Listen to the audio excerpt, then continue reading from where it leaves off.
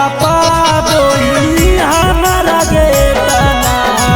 बोले न करे जावा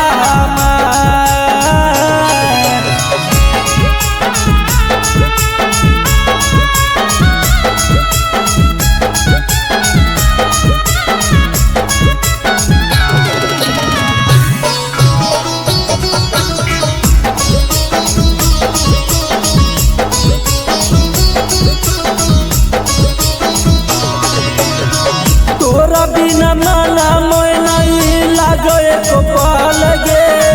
हमारा के छोड़ी कैली दिलावा से चल गे दिलावा से चल गे तोरा बिना माना नहीं लागो एको पल गे हमारा के छोड़ी कैली दिलावा से चल गे दे जहरा सुनै के ना भरवा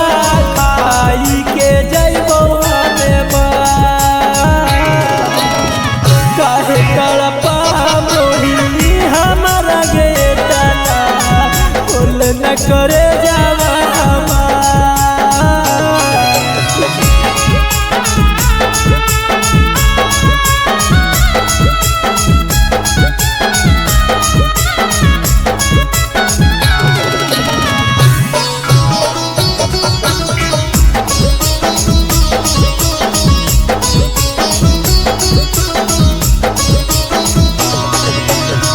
तोरे यत्न मारुति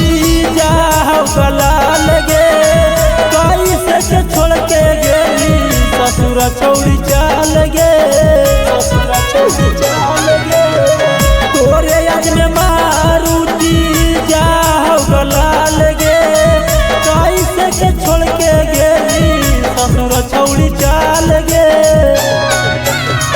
मारी के मछिया